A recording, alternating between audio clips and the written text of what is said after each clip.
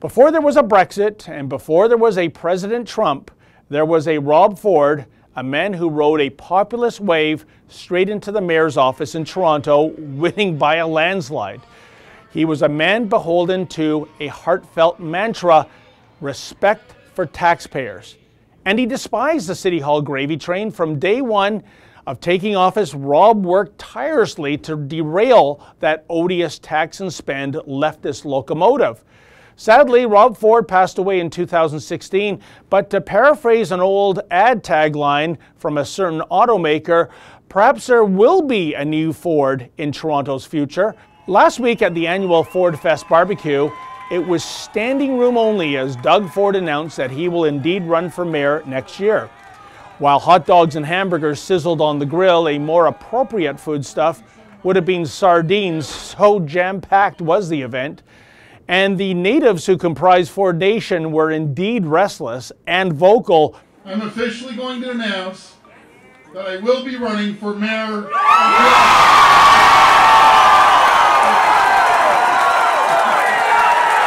They want regime change, and really from a fiscal perspective, who can blame them? Check out some of the feedback. They do whatever they can for the people, and that's what I love. Okay, so it's anticipated he's going to announce he's going to run for mayor tonight.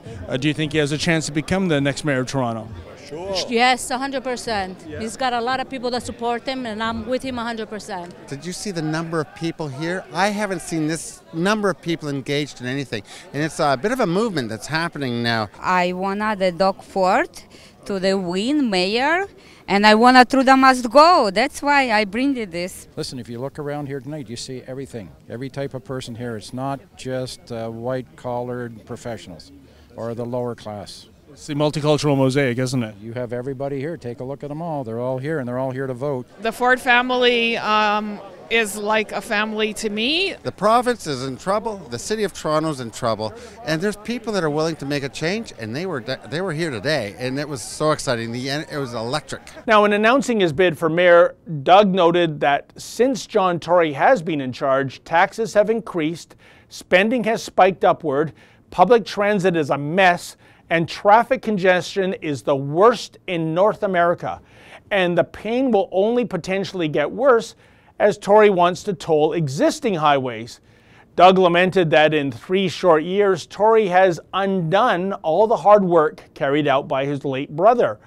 But just like his brother, Doug faces a two-headed dragon in his quest for the mayor seat, John Tory and the media party. That was evident in the coverage following Doug's announcement. Par for the course was this story by John Lawrence in Spacing.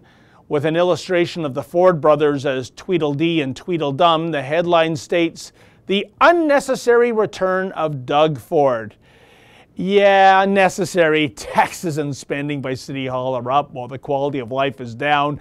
Nothing to see here, folks. Move along, and be happy with Tory, a man who has always been more progressive than conservative. And while a Canadian municipal election campaign is a no-hoper for U.S. coverage, that won't be the case with Doug Ford running. Check out this old excerpt from John Oliver, which is making the rounds again in light of Doug's announcement.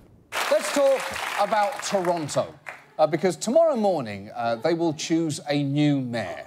Now, sadly, current mayor Rob Ford, everyone's favourite walking beefsteak tomato, is not running for re-election. But don't despair, for there is another. Rob Ford has a brother, Doug Ford, who is running for mayor. And if you are wondering how alike they are, please enjoy this little clip. I gotcha. I know. Oh, good. The funny thing is, like all typical siblings, the goal is when you're on a seesaw to jack your sibling off. Totally. Okay, that was kind of funny, but as always with the left, it eventually gets nasty later on. Check it out. Look, Toronto, I think I speak on behalf of the rest of the world when I deliver you this message. Please, please, elect this man. Sure. His brother was fun, but at a certain point, we felt bad laughing at him. Whereas Doug Ford doesn't have a drug problem, he's just an arsehole. a non-chemically assisted arsehole. So please, Toronto, I beg you, let us laugh at your arsehole for another 4 years.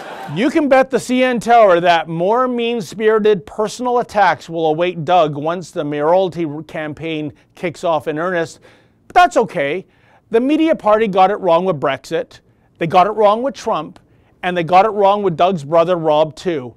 And in the 2014 race, with less than 7 weeks to campaign, Doug finished a very respectable second place to Tory, capturing 33.7% of the vote versus Tory's 40%. Judging by the impassioned crowd at Ford Fest, methinks the political and media elites might just be in for another Brexit/Trump populist surprise come October 2018. For the Rebel.media, I'm David the Menzoid Menzies.